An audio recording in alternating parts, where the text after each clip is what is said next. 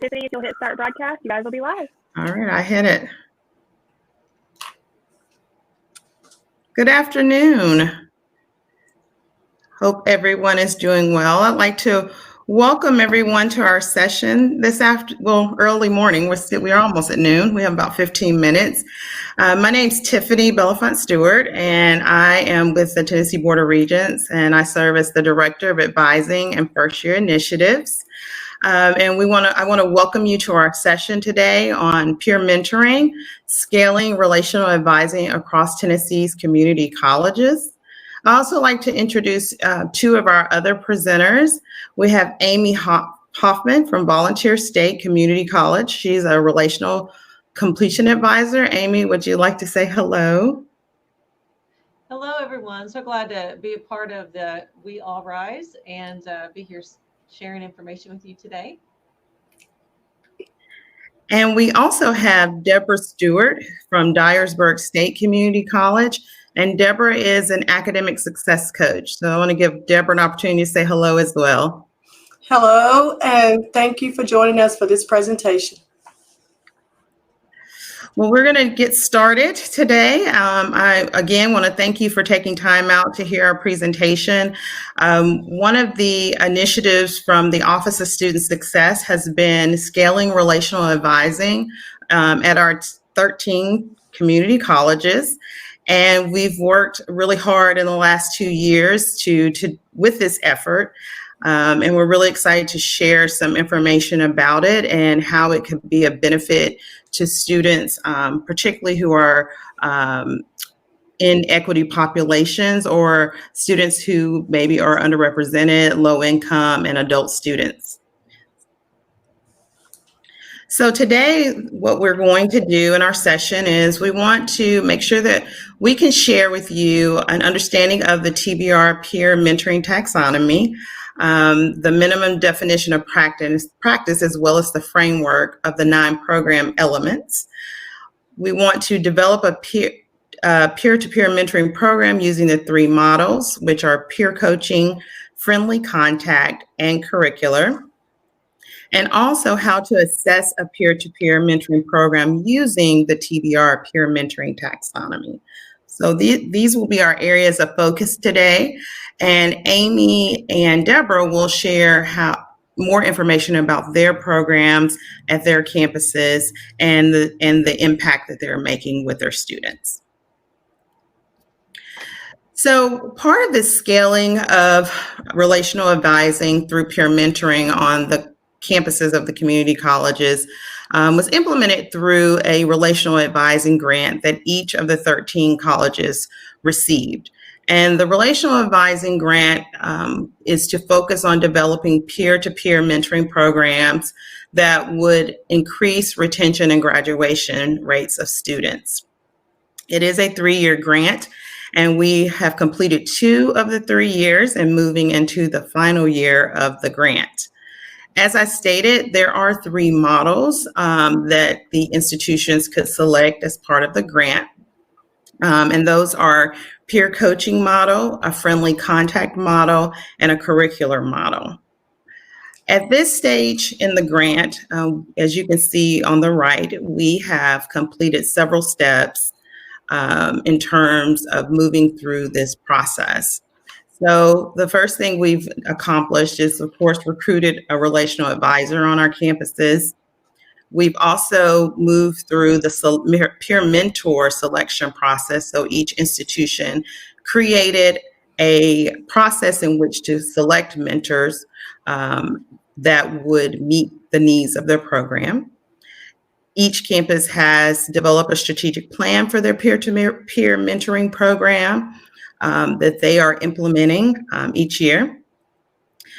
They have also integrated in the peer mentoring taxonomy, which I'll speak about shortly, and moving toward producing or attaining goals within that taxonomy. Each campus has developed a training program for their mentors. And so they've had to develop that training program as part of their selection program as well.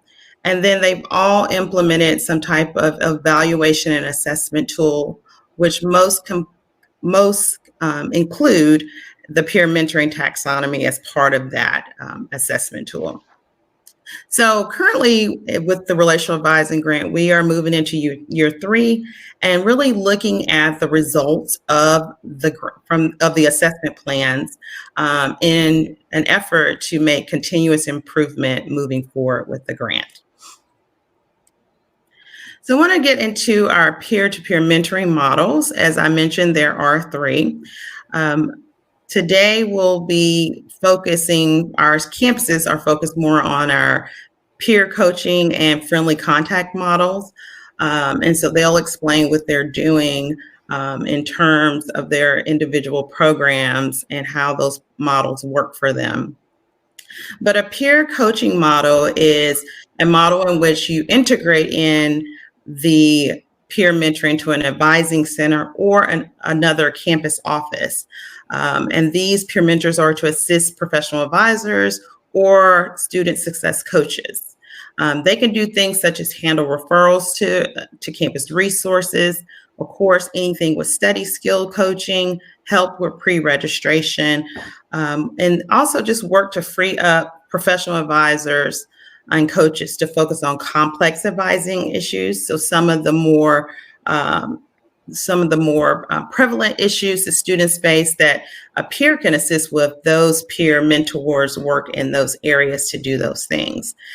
They can also be on call for a set number of hours each week to handle referrals or walk-in students, or they may hold meetings with their mentees. So that is our peer coaching model. Our friendly contact model is more integrated into things like new student orientation or intrusive advising systems. These mentors may reach out to their mentees about reminders, upcoming deadlines or requirements. They may also text them, email, use social media, or meet with them in person. So they're really just trying to establish that mentee and mentor relationship so that they could be helpful to students, nudging them on certain reminders, important deadlines, and just also helping them just with their transition. In this model, you may see mentors paired with students who have similar backgrounds or from a specific population. So that is one thing that this model strives to do. And then the final model is a curricular model. And this is integrated into a high impact practice, such as a first year experience course or a learning community, and even within a summer bridge program. These mentors are paired with faculty member and they're assigned to a specific course or activity. And so mentors may attend courses, assist students outside of class, and just help facilitate discussion or even plan activities as a part of that high impact practice. So these are the 3 models, which as I mentioned, some campuses do some of both, or they may work with all 3. But we wanted our campuses to focus on one particular model, and so they selected one. However, they could also integrate some of those other models into their work. So moving into our peer mentoring taxonomy, this and framework. So our peer mentoring taxonomy is one of our high impact practices identified at TBR. And it is basically a pedagogical approach to implementing the work of a peer mentoring program. And so some of the things that we've tried to focus on within this peer mentoring taxonomy is really how do we have a mutually beneficial relationship between a mentor and a group of mentees? And how do we cultivate those relationships and provide that peer-to-peer support that is necessary for students to succeed, whether that's through a transition into college or throughout their matriculation in college? It's a twofold approach. So we are trying to develop the mentees and help them through their journey to retain those students and so that they persist. But also it's about developing some transferable leadership skills in our mentors And so that is done through, of course, our training programs, any other professional development offered by our relational advisors, and also just through their own experiences with their mentees. One of the things that I found is that students, in a lot of cases, can help other students better than professionals. And I think that's because in most cases, peers tend to listen to their other peers. And so if you have a system in place in which you are training those peers and developing them to work with newer students or mentees, they can really be of assistance in reinforcing some of the objectives of professionals as well. So within that peer-to-peer mentoring taxonomy, there is also a framework that is made of 9 program elements. And so the 9 elements are equity and access, institutional commitment. So just making sure that the institution recognizes this effort and it is a part of the strategic planning of the institution or within the goals. A faculty commitment. So we like to see faculty engaged in the peer mentoring program, whether that is through involvement in it, whether that's through a committee structure, training, but we like to have faculty as a part of that. Infrastructure, so that the institution is designating office space, resources, staffing, those kinds of things to the peer mentoring program. Curriculum integration. So we like to see some form of curriculum integrated through the program, which could be implemented through those meeting structures that the mentors and mentees have, that can be implemented through any activities or programs, or even in the curricular model through a class or some type of other high impact practice. Duration, of course, we want to see these programs sustain themselves and move from maybe a one-term or one-semester program to become integrated into what the institution is doing long-term. Scope of activities and scale, we want to see that this program element speaks to meeting more students, that is not just for a specific group of students, but it is in a pilot, but that it addresses many students and allows for them to participate. Assessment, of course, is a piece of this. So the program should be assessed so that it can continually improve and sustain itself. And then, of course, the final program element is an integration with other high impact practices. So I want to talk just briefly about the equity and access program element.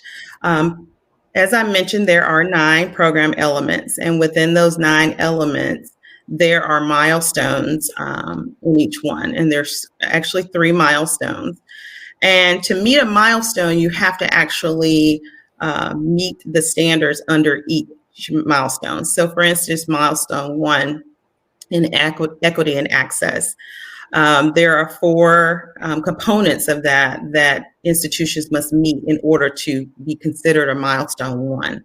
So milestone 1 says low to minimal support for underrepresented students in the design of the program, low distribution across institution, about 10 to 20% of division or colleges, low to minimal use of equity-minded indicators, which are, you can see those through the University of Southern California Center for Urban Education. And then the last one is low to minimal enrollment plan, review student enrollment data by race, ethnicity, and development and assessment of your peer mentoring program. So for a college to reach milestone 1 within that program element, they must meet all 4 of those. And then as they meet the next set of standards under milestone 2, if they complete all of those, they move to milestone 2. So you don't move milestones till you've completed all of the standards under that milestone. So I wanted to just share this particular one because we are talking about equity today, and just wanted to give you an example. All of our taxonomies, our high impact practice taxonomies, are available on our TBR website. in the Office of Student Success. You can actually go to tbr.edu and search taxonomy, and they'll all come up. And there are several, but we are addressing the peer mentoring one today. So with that, I want to move into our next phase of our presentation and introduce Deborah Stewart again to come and talk to us today about Dyersburg State Community College and their work with their peer mentoring program. Okay, hello everyone. Thank you again for joining us here. Can you go to the next slide? At Dyersburg State, the Relational Advising Peer Mentors mission is to help first-year students develop character, sense of community, and intellect. By achieving these characteristics, it will help them to become a success in college and their careers. Okay. Next. The purpose of the Relational Advising program here at Dyersburg State is to promote guidance and support to all students. But we focus on the Tennessee Promise, Tennessee Reconnect, and Pell students to promote their success, retention, and graduation. Peer mentors will gain valuable leadership, experience, and soft skills that prepare them for success in the workforce.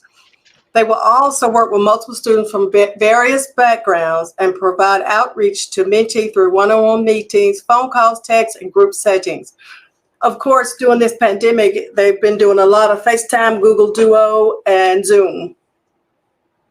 The goals of the peer mentors are to connect with students at the early stage of the semester, involving them in campus activities, and supporting them while they're attempting to achieve their academic and social goals. Before I began, I read the contract and thought, well, let me develop an assessment plan to help set goals and to identify ways to assess student achievement. And along with the other campus courses, student support services, academic success center, and learning resource center, we sat down to identify ways to assess students' needs and achievements for both peer mentors and mentees. Objectives and goals were set, and we communicated also with students to get their learning issues, what issues they had with their learning. The assessment plan intentions are to express an ongoing cycle for the Relational Advising program.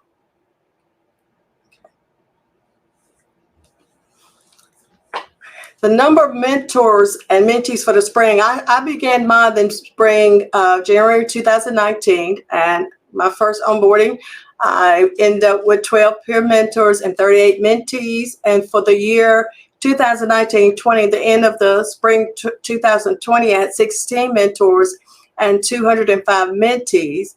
And for this year so far, I have 13 mentors and 84 mentees. The focus areas of peer mentor serve as students who serve as peer mentors gain valuable leadership. And that's the same thing as our goal as well. So the next slides, I'm going to discuss the milestone progress, data points on program, and equity data. Okay. The peer mentors and mentees are recruited during orientation, advising appointments, marketing, faculty and staff recommendations, and faculty feedback emails. And they also recommended to me through peer mentors in their classroom. And one of the things I enjoyed through the peer mentors is they get to mentor the students in the classroom, not just academically, but socially as well.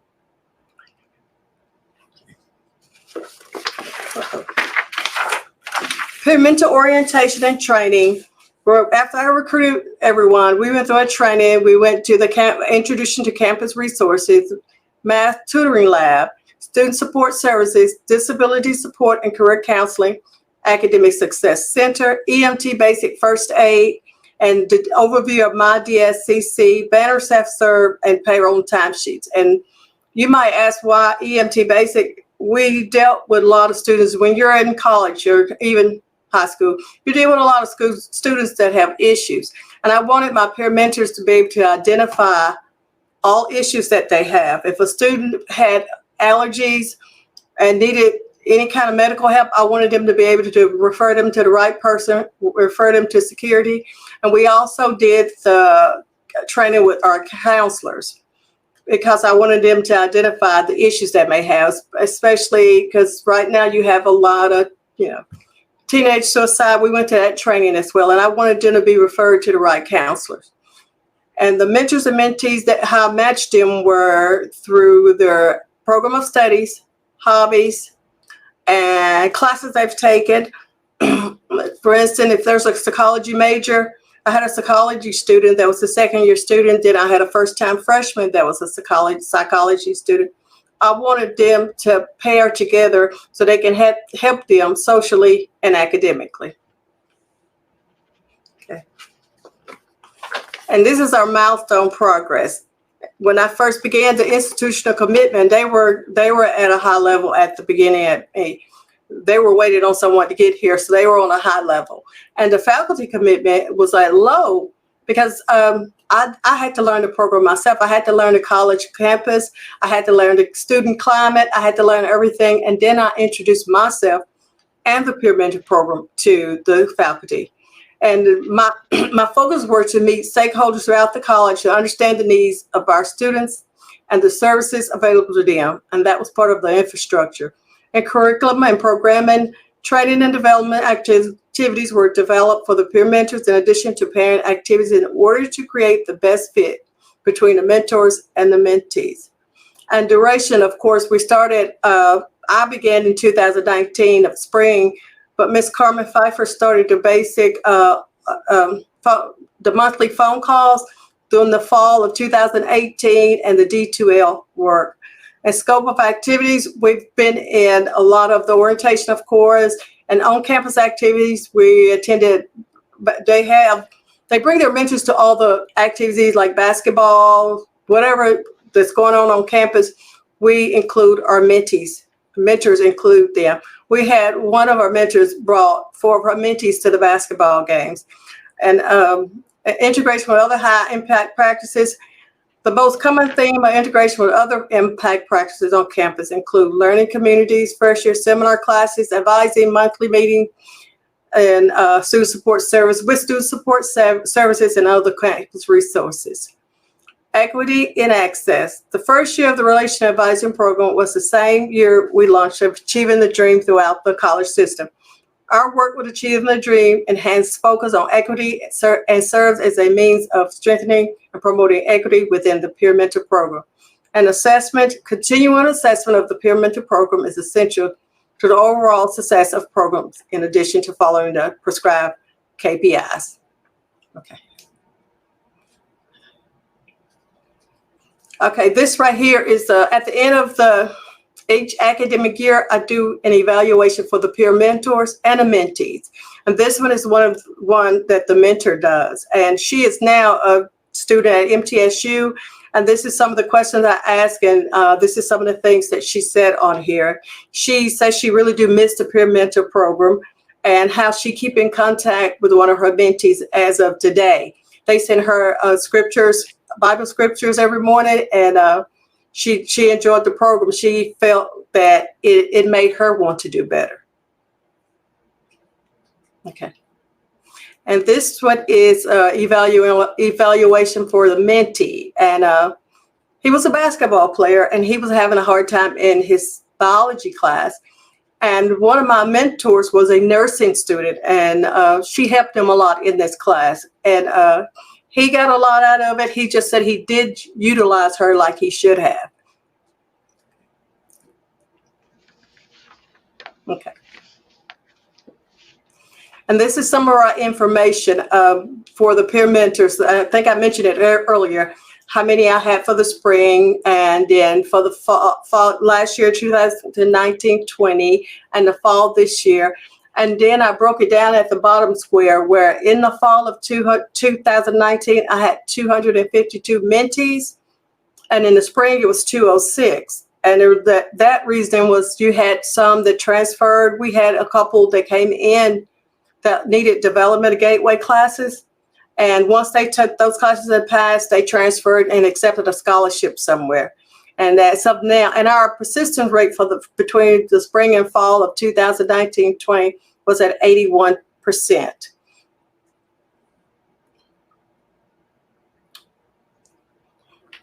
And I do develop a yearly plan, and it's updated after each academic year, and we'll continue to focus on retention by planning ways to make all students feel they are indeed a part of the college community. In addition, it helps in facilitating personal and career development, relationship through career development programs, expanding leadership. And emphasis will be placed on creating ways to provide face-to-face interaction between the peer mentors during this pandemic and the mentee and me that will allow us to strengthen the program and consider desired changes. Thank you.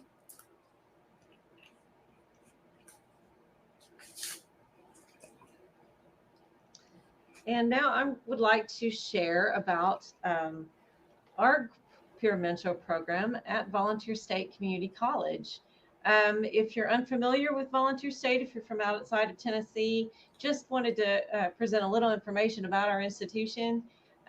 We are a great institution. Volunteer State Community College's main campus is located in Gallatin, Tennessee, and we have three marvelous branch campuses in Springfield, Livingston, and Cookeville in Tennessee. And every campus is working to provide our students with a high-level innovative educational programs. And it's been a great experience joining everyone and this mission at Volunteer State Community College when I came on board for the Relational Completion Advisor position. If you could change the slides. Part of some important information to share with you further about Volunteer State Community College is that we have a mascot, and our mascot is the Pioneer. So we wanted to incorporate the love of our mascot in part of our program, which I will get to. The Relational Advising Grants that we are speaking of today and the Relational Completion Advisor and our peer mentor program are all part of the Office of Adult Learners and Veterans Affairs. And we shorten that and call that ALVA around our in our campus community. My position, the Relational Completion Advisor, is funded by the grant. So therefore, the peer mentor program is holistically part of the college. It is not, and I will get into its funding in a moment. Volunteer State has a strategic plan, and it also has the QEP. It has had a QEP vision, the Quality Enhancement Plan. And part of that states we want to increase student success outcomes by connecting students to the campus community, engage students in their college experience, and provide students with the tools they need to be successful beyond their time at Vol State. Notice I have bold and underlined connecting. Connecting students, especially our adult learner population, and helping them engage are key elements that assist students' success. In our Office of ALVA, Adult Learners and Veterans Affairs, our population, our adult learners, students, non-traditionals, if you would like to say, and veterans. And so our peer mentor program that we developed and is now in its second year is called the Pioneer Connections Peer Mentor Program. And it's for students helping one another succeed.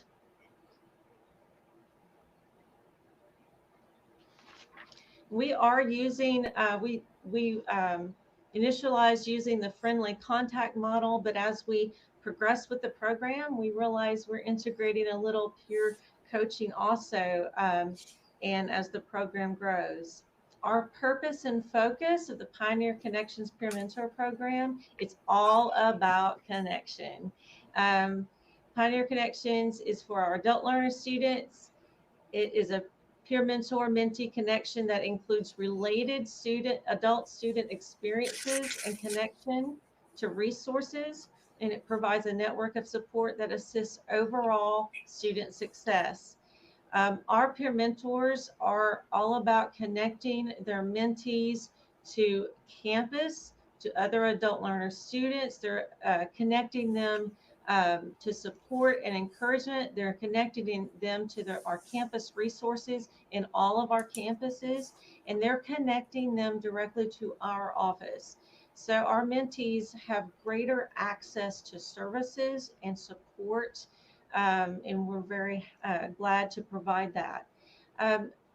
As we all know, in community colleges, without students living on campus and add the current pandemic impact, community colleges have to find ways for students to connect to their college experience. And we wanted to incorporate that connection element as a key element in our peer mentor program. VSCC, Ball State, adult learner population is approximately 30% of our population. We have full-time, part-time students. They have families, they may have jobs, they may have 2 jobs, they may be Tennessee Reconnect. They may have a lot of other life responsibilities, as we know that our adult learners can have. And so how do we make sure that these students, this subpopulation, connects to their resources they need? How do we make sure they connect to other students and to their overall college experience? Those are questions we asked as we were developing our program, and we wanted to make sure we provided access. Next. And a little bit about our program is just to share information about the peer mentors and the mentees in general. Our peer mentors are all adult learner or non-traditional students. We ask to be eligible to apply, that they be continuing enrolled students for at least 2 or more semesters at Ball State. This allows them to have that experience that we're talking about as an adult learner student, as a Ball State pioneer. We ask that they serve the entire academic year. They commit to that. Our peer mentors are selected through an application process, and we do something a little different. We scholarship our peer mentors each fall and spring. And so as I share that, I want to share a little advice that in planning your peer mentor program, that you research the options. Is scholarshiping our peer mentors the way to go? Is a work study option, or pay by the hour, hourly pay, hiring them as temporary? There are a lot of options out there. In our research and our source of funding, we decided that scholarshiping and utilizing our peer mentors as student leaders was the best way forward for Ball State. Our peer mentors have a minimum communication amount they must meet with their mentees, and we have multiple methods and ways they communicate. I'm going to approach some of those methods later in my presentation. And they are required to respond to mentees when they're reached out to. And so for certain, our peer mentors are applying to be a peer mentor because they have a desire to help fellow students succeed. And so I do not have any issues thus far with them fulfilling their communication requirements. We do set a maximum number of mentees that can be assigned to a mentor with hopes that it stays at that max. Our current situation is that they are not at their maximum number, and that is okay. In case we have anything happen to a peer mentor, we do need to delegate their mentees to another peer mentor. There is some space to allow that before we hit that maximum number. Peer mentors have their own meetings, and they meet with me also for continual leadership development. They do assist our Office of ALVA, our Adult Learner and Veterans Affairs, with our initiatives. We consider our peer mentors student leaders, and so not unlike a student ambassador program, they are working to assist with our initiatives. And just a little bit of information, in our first initial year, we ended the academic year with 6 peer mentors. And it was a developmental year. I'm honest to say that I had that real conversation with our applicants as we were ready to present them the opportunity to be a peer mentor. They were being selected. I was real with them to say, yes, we have this yearly strategic plan ready to go, but there is a lot of development that's going to happen as we go through this program, because this is the first ever peer mentor program at Ball State. I decided that our adult learners would prefer the realistic conversation, and they took it on. And so I can never stop bragging about that initial year of peer mentors and the amazing effort and quality that they provided in our initial year. And then our second year, current academic year for 2021, we have 10 amazing peer mentors. Now, focusing on our mentees, what are our mentees like? We ask that our mentees participate fall and spring semester. We are recruiting and also have referrals from mentees, and they need to be new adult learner students, first-time freshmen, new transfers, or readmits. Maybe they were at Ball State before, it's been a while, a lot has changed. We want to help those readmit adult learner students be successful. They are invited or referred via email communication. We will post notification on eLearn. They're in our D2L online learning LMS. There are notifications, and so we advertise there to make sure our adult learner students have the opportunity to participate. We use our Ball State social media, our website, Ball State website, the adult learner information sessions. We do not have an orientation specifically for adult learners, but our office does provide sort of an orientation like information session for a new adult learner students each semester. And so we're making sure when they know about the peer mentor program. Academic coaches on campus will also refer students to the program, and faculty are also part of our referrals for mentees. The mentees, it's very easy. We want to make it easy for them to participate, so they can complete an online form after reading what the program entails, and then they are to be connected to a peer mentor. And as I stated, mentees are provided information on the program and the communication methods that we use. For the initial year, we had 72 peer mentees. And for the current year, we are above 50. We're pushing 60 mentees for the 2021 academic year. And they are matched. I do not share that on the screen, but we do a matching per majors if we can, degree programs if possible. Otherwise, I try to look at the division specific if they were in the same division. We want that connection of commonality of classes so that there's a greater benefit for what the peer mentor can do in assisting the mentees. I do have a yearly plan, so just to summarize that is a timeline of how we have our program set up. In the spring, of course, I'm starting at not the beginning of the academic year, but in the spring we do recruit and select peer mentors for the upcoming academic year. In the summer, we will train the peer mentors and also do our recruiting and inviting of our initial to begin inviting and recruiting our mentees. That continues throughout the fall.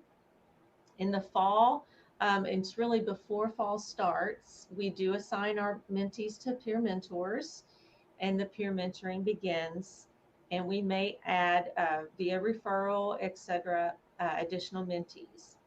And then again, now we're into the spring again. You see, we've come full circle. We still will add new mentees for the spring cohort. So therefore, we have a fall cohort and a spring cohort. We do not want to leave out new students who start in the spring semester. And so we want to provide them an opportunity to be paired to a peer mentor also. And as you can see, the cycle would start again. So that's just a simple timeline. For peer mentor selection, encourage that you think this through for sure. And it may have to do according to your funding and how you will provide payment or scholarships, one of the other, to your peer mentors. We have an application process, and the students to apply, they need to meet that GPA and enrollment requirements. They do have to provide multiple references from faculty and staff. We do have a selection committee that is formed, and the committee is a part of the selection process all the way through. They decide to whom will be interviewed, and we do, as a committee, we interview all the candidates who are invited for interview, and we select. Documentation is kept for everything, which I always say, make sure you have a paper trail. And so that we are fair and just and equitable. Peer mentor training, I wanted to provide all that we do, and yet I still managed to leave maybe one or two items out. But this year we definitely had a communication, doubled on our communication training, and we had a great speaker in the interim dean of humanities to do part of the training for peer mentor communication. They're trained about how to be a supportive peer. They're trained, of course, on their expectations, requirements, and the role. Another very important part of their training is making sure they understand all of Vol State's campus resources, all that is available to students. And we had an amazing training with that, and our Office of Adult Learners and Veterans led that part of the training. We make sure that they know all of the technology that's going to be used for communication, that they are comfortable also teaching someone else how to do it, especially new adult learner students. How to do referrals to me, the manager of the program, or to our office. Contact forms. Now, contact forms are very important. Documentation of their work, since we have a scholarship program for our peer mentors. Contact forms are a part of the record of their work, but it's also providing data, important information on the topics they are communicating about, and if any referrals that happen. And I'm going to show a little bit about our contact forms in a moment. And of course, part of peer mentor training is improving their leadership and soft skills, and it's all part of their development too. And very, very glad to do that. That's a part of something I really enjoy. And the students, peer mentors, although we have training in the summer, we do have, I call it top-up training, at least once in the fall, and then between fall and spring, and hopefully just a little professional development, one little short something in the spring, all part of their development also. I mentioned communication tools and technology. I want to share what has worked for us and what we are using for our Pioneer Connections Peer Mentor Program. Microsoft Teams. As if we're from Tennessee and connected to TBR, we know that TBR has taken on Microsoft Teams and products as great tools and resources to use. I am glad to say that our program, before that initiative happened with TBR, we were searching for a way to have an instant chat or an ability to easily communicate with the group of mentees with their peer mentor. And we initially started using Teams before the system started using. We had to learn it. And so very proud again of that initial first group of peer mentors. Each of our peer mentor has a Teams, Microsoft Teams mentee group, and it is working very well. I have provided 2 examples of some of the communication. Because social media is the way it is today, Teams, Instant Chat, or posting as providing an amazing support network for our mentees, and our peer mentors say that the Teams group for them also is an amazing support for the peer mentors themselves. And so, as you can see, I posted a couple of examples from our peer mentors and mentee communication. It's casual, it's that friendly contact, it's relational, and it's all about connections. And it's a natural way for those connections to happen. They will share about upcoming Zoom meetings and times. Encouragement. We have one of our peer mentors who provides a Monday motivation every Monday as part of her communication. So I just wanted to share how positively this impacts our mentees. Just a couple examples. Another part of technology that we use for the program is Microsoft Forms. We utilize Forms for our surveys, part of our evaluation and assessments, and for our contact forms. Again, I shared that is a key part of monitoring and documenting the communication that's occurring with the peer mentors and mentees. And so I will show you an example of our contact forms in the next slide. We also utilize dynamic forms for our application and our mentee forms and Zoom. Although Microsoft Teams does offer virtual meeting opportunity and also virtual calls, we find that adult learner students are now, mainly because of COVID, utilizing Zoom already as they may start the fall semester new. So Zoom is not a totally new technology that they're necessarily learning, and they're most likely using it for their online courses. And so that integrates well whenever we're looking at the technologies to use. We're already going to be presenting the mentees with Microsoft Teams, which is something new. And so we wanted to keep Zoom as an option, something that could feel comfortable and easy to use for them. And another key part of communication is student email. Next. And so in the next slide, I just wanted to share our contact form. It's really important that our peer mentors document, and this is what at least what I want to know and how I have the program set up. What communication is happening and what is mainly discussed, or the referrals that are happening, etc. And I try to do that in a Microsoft form that is all about just checking the ones that apply, or a yes and no question, something that is easy for our peer mentors to complete. And so there's directions at the top, and we go over that in training. And then, of course, we all know Microsoft Form is great. You can just easily pull data to know some of the communication information that's happening. Is it more peer mentor initiated communication? Is it more mentee initiated communication? So each peer mentor has their own contact form. I can pull all of that information onto spreadsheets, and I can compile those into one to have data ready and available. So further to share with you our challenges and areas of growth, and maybe a little bit of advice that I have learned along the way and still utilizing.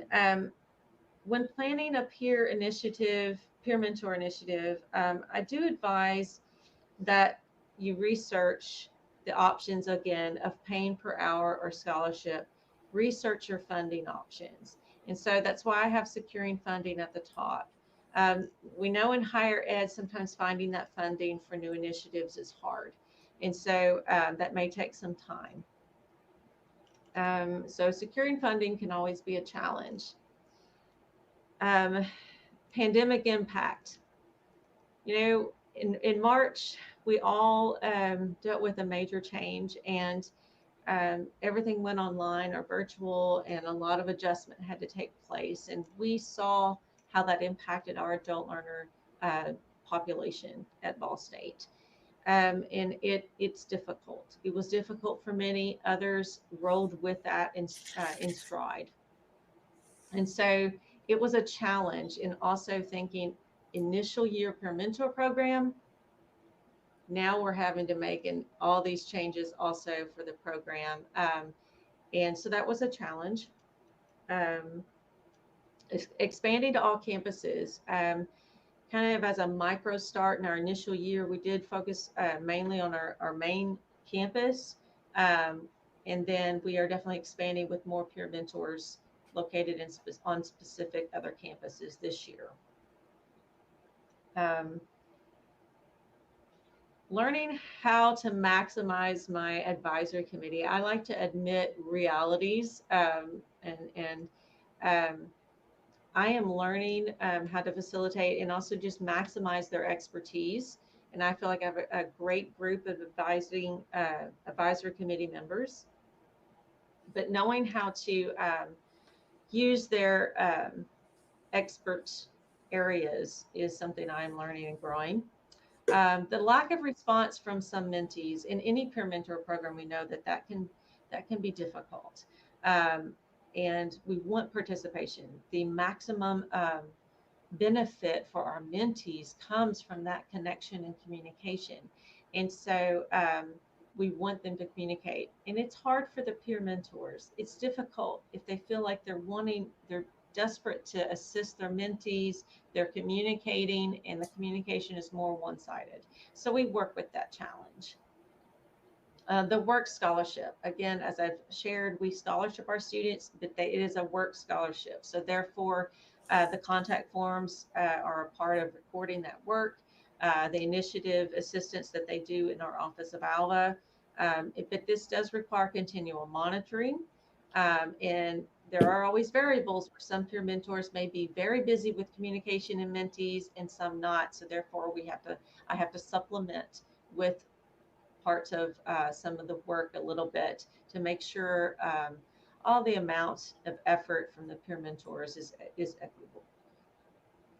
Internal audit, be prepared. Anything that utilizes funding at the college may have an internal audit. So I encourage you to go ahead and reach out to other offices, departments, or divisions who have had internal audit to know what that process is like, because it's very likely the program will have internal audit. The taxonomy, it is a challenge only because a little bit, because as Tiffany mentioned, the milestone progress, we have to meet every aspect within the milestone number to move to the next and or to meet that milestone. So movement on the taxonomy to feel like we're progressing is a bit of a challenge, but it's also a positive challenge. I consider it also a benefit. Continuing to grow in the program assessment, making sure we're assessing what we need to assess and evaluating what we need to evaluate. Survey completions, we want information and input from mentees, and that means they do need to complete surveys. So sometimes that's hard to have accomplished, a little bit of a challenge. And maximizing effective use of our data. I do want to make sure the data I'm pulling and information I have is used effectively. And so there are a lot of benefits and successes too. Again, brag on that first year. We are the first peer mentor program for Volunteer State Community College, and we were the first to use Teams in the college, so Microsoft Teams. So we're glad to share that little bit of bragging. Expanding to all campuses, that is a positive, and we are so glad to be expanding more peer mentors into other campuses. Our mentees through the program have a greater connection and support from our Office of ALVA. It's all about connection. We have great collaboration across the college, and that is important, having buy-in across campuses. Positive impact on the peer mentors. They tell me how it is impacting them in a positive way and their growth. And pandemic impact, whereas it was a challenge, it's also a benefit. So now that we were challenged in the spring to make all of these changes, we're ready to move forward and improve our virtual program. We're glad that, I'm ready for fall because the pandemic happened in the spring, and to continue working forward virtually. The taxonomy is also a benefit, which is a challenge. It's also guiding our growth. We did have a little bit of data to share. Our mentees in the 1920 academic year had a higher percentage fall spring completion of our gateway English and math courses than the total adult student population at Ball State. We felt that was good. And our persistence, fall to spring persistence for our mentee population had 7.5% higher rate than the overall adult population. So we're happy when there's some positive data out there showing that there's greater numbers. And sustainability.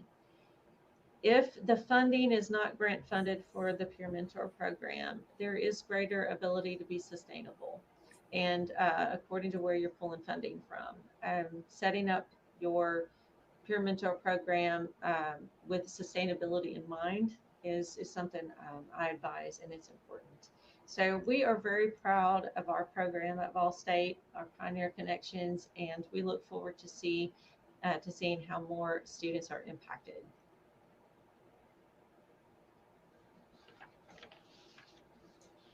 Thank you, Amy, and Deborah, for sharing more information about your programs. And hopefully this was helpful to you all in terms of identifying some best practices in terms of implementing a peer mentoring program and how you can use a peer mentoring program to focus on equity populations on your campus. I just want to briefly share, I know we're in our last few minutes, just some of the information from our year in terms of our peer mentoring taxonomy program elements. We've definitely seen some improvement. So our colleges are definitely moving the needle in terms of their milestones in regards to those 9 program elements. So we've seen about 50% of our colleges move from milestone 2 to 3, and institutional commitment, infrastructure, duration, scope of activities, equity and access, and assessment. So we're really proud of that movement. On the elements of faculty commitment, curriculum integration, and integration with other HIPs, we've had 50% of the colleges report milestone 1. So there has been some progress. And keep in mind, everyone starts at a baseline 0 and moves to milestone 1, 2, or 3. So we have majority of our institutions are within a milestone 1 status, with some moving to 2 and 3. So we're really excited about that. In terms of our program participation, we've had a total of 84 peer mentors within the state at our colleges. 10,751 student mentees. That's about a 128-to-1 mentor ratio. That is definitely an area we want to focus on, is how do we want to meet the needs of and bring the needs of students and bring this to scale, but how do we keep that ratio down? And of course, that could be a resource issue as well. Our mentee demographics are about 52% are first-time freshmen, 25% are underrepresented minorities, 21% over 21, and then 39% are low income and are Pell eligible. And so we definitely are reaching some equity groups through our program participation, and looking forward to seeing the progress and the movement made on retention and graduation with those groups that are participating in our peer mentoring. Just want to break out our demographics shortly. As you can see here, just in terms of our mentors, we have about 44% are underrepresented minorities. In terms of our mentees, about 25% of those are underrepresented populations. And then lastly, our mentee profiles. And this is by college. And as you heard from our college today, they all focus on different groups. I know we need to conclude our session. We're in our final few seconds. If you have questions, I want to provide our contact information. Feel free to email any of us. We'll be more than happy to share more information or answer your questions. I want to thank you all for your time today.